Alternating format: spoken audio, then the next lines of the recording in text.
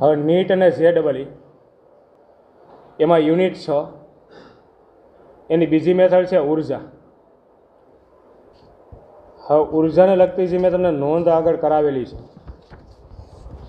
એના આધારિત લીથામાં આપેલ 44મા ક્રમના MCQનું સોલ્યુશન આમાં કરશું। હવે રકમ આપેલી છે એમાં એક આકૃતિ આપી છે, આવી એક ગરગડી છે, એના ઉપરથી દોરી પસાર કરી છે અને દોરીના એક છેડે અહીં એક પદાર્થ બાંધ્યો છે 360 ગ્રામ, અને M1 કહી દઉં છું, અને દોરી છે એનો બીજો છેડો અહીં એક પદાર્થ બાંધેલો છે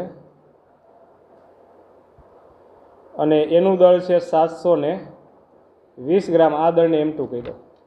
આવી એક આકૃતિ તમને રકમમાં આપેલી છે, ગરગડી અથવા પુલી, એના ઉપર એમ દોરી પસાર કરવાની, એક છેડે 360 ગ્રામ દળનો પદાર્થ બાંધવાનો અને બીજા છેડે ટૂંકમાં 720 ગ્રામ દળનો પદાર્થ બાંધવાનો। આવી એક આકૃતિ આપેલી છે।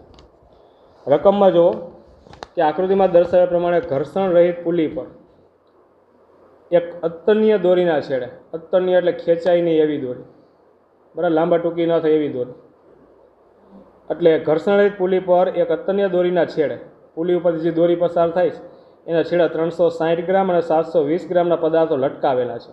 આ બે પદાર્થો તો સંતુલન સ્થિતિમાંથી છોડતા, અત્યારે સંતુલન સ્થિતિમાં છોડી દેવો તો 1 સેકન્ડ દરમિયાન 360 ગ્રામ દળના પદાર્થ પર દોરી વડે થતું કાર્ય ખાલી જગ્યાઓથી, આ 360 ગ્રામ દળનો પદાર્થ એના ઉપર દોરી વડે થતું કાર્ય મેળવવાનું છે। કાર્યના સૂત્ર ઘણા બધા તમારી પાસે આગળ આવ્યા કાર્યના મેથડમાં, બરાબર, પહેલી મેથડમાં અત્યારે તમે જોવો ને આ સૂત્ર લાગુ પડશે, બળ ગુણ્યા સ્થાનાંતર, કારણ કે બળ આમાં દોરી વડે જે આના ઉપર પદાર્થ ઉપર બળ લાગશે તણાવ બળ જ આવશે, દોરી વડે પદાર્થ ઉપર જે બળ લાગશે એ તણાવ બળ જ આવશે અને તણાવ બળ અચળ જ હશે।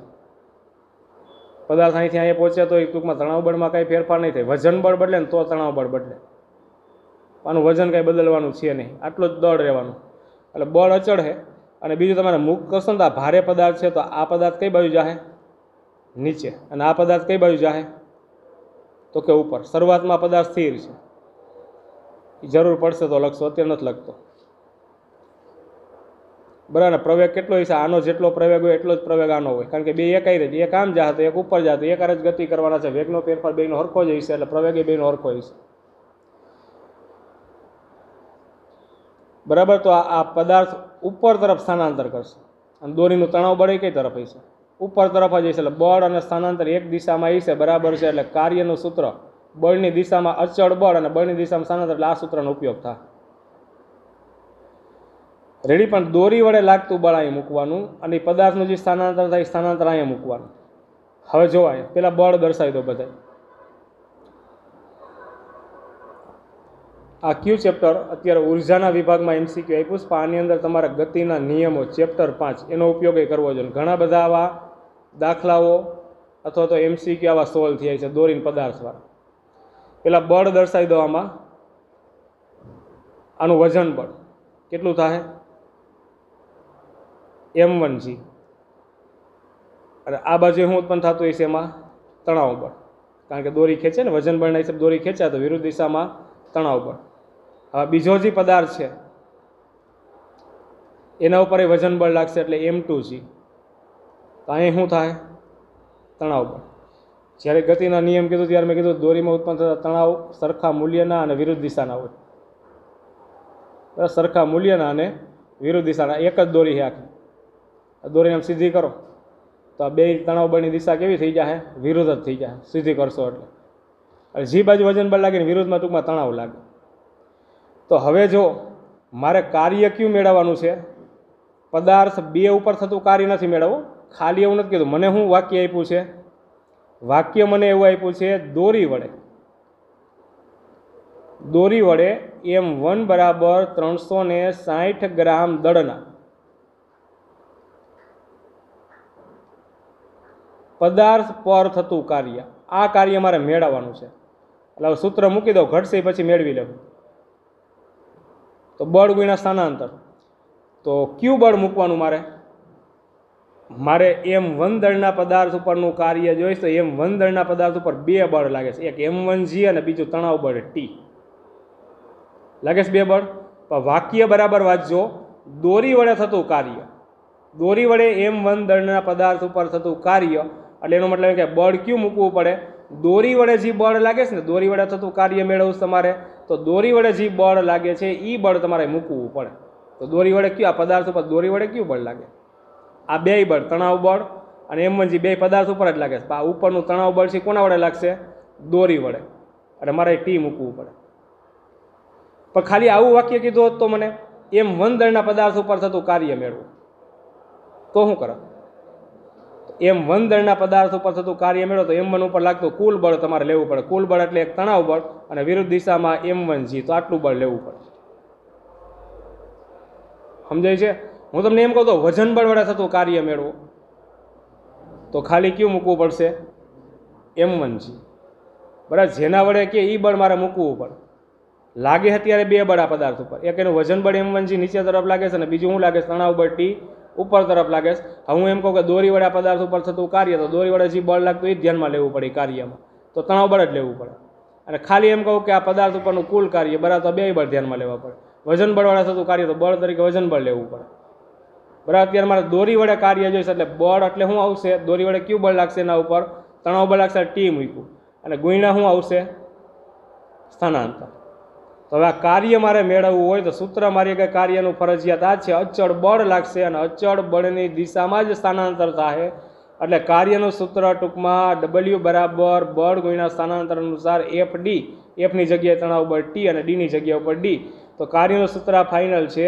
તો મારી આગળ તણાવ બળ હોવું જોઈએ, સ્થાનાંતર હોવું જોઈએ, બે કિંમત મારી પાસે હોય તો આ કાર્ય મળે.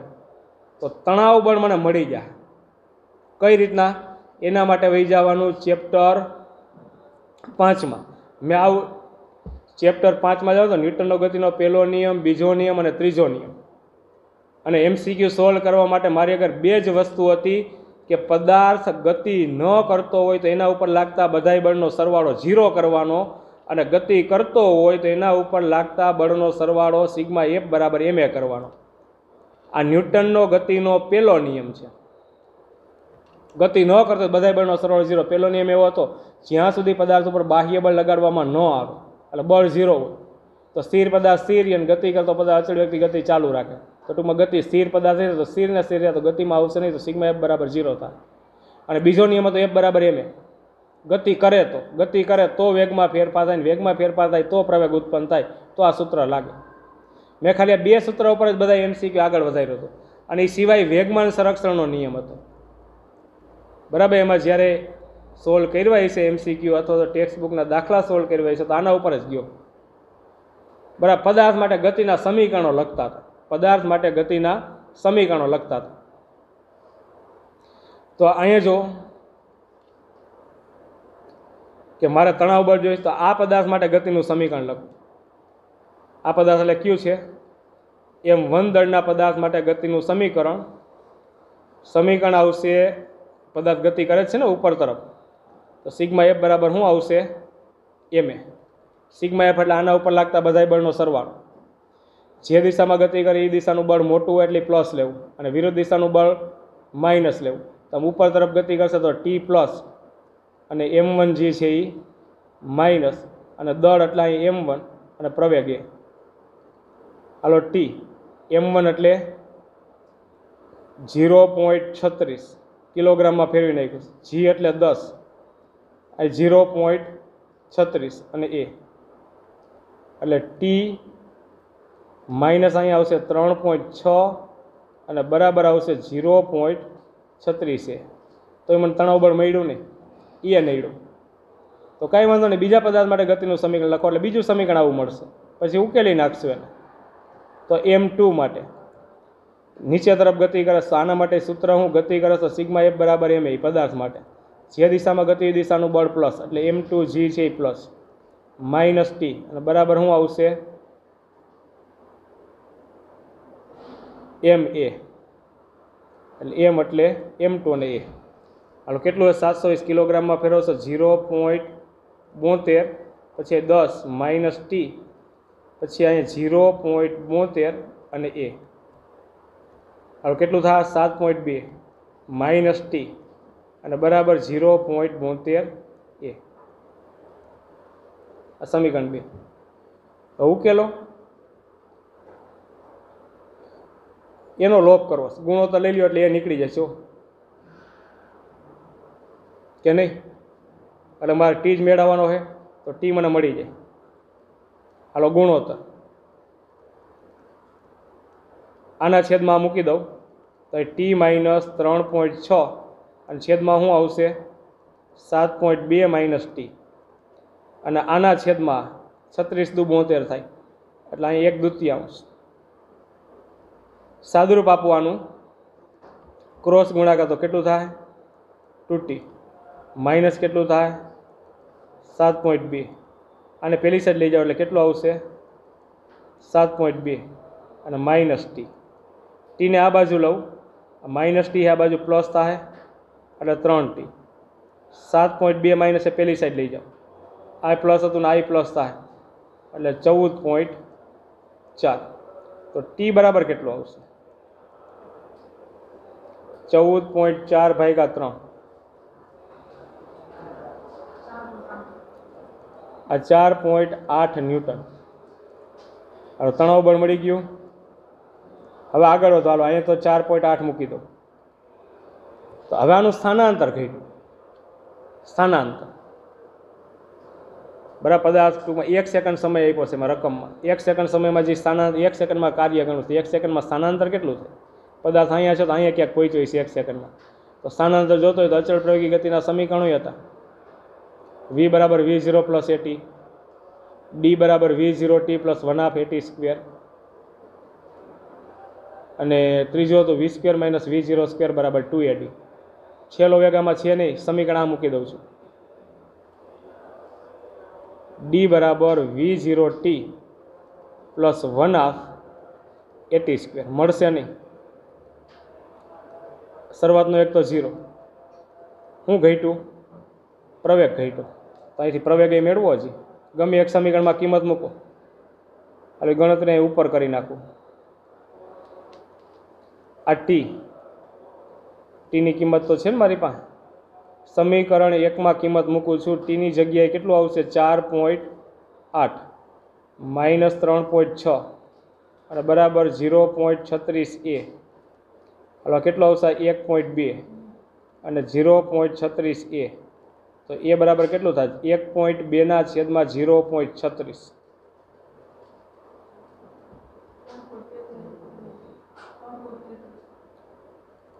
3.33 મીટરના છેદમાં સેકન્ડ સ્ક્વેર આ પ્રવેગ મળી ગયો એટલે હવે સ્થાનાંતર મળી જાય અહીં કેટલું આવશે 3.33 અને 1 સેકન્ડ છે એટલે અહીં 1 નો સ્ક્વેર હવે 3.33 ભાગ્યા 2 કરો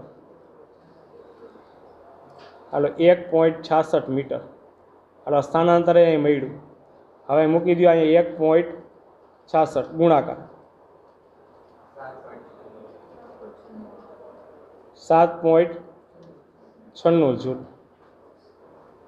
બરાબર છે આટલું એનું કાર્ય કરવું જોઈએ અને અહીં MCQ 44 પૂરું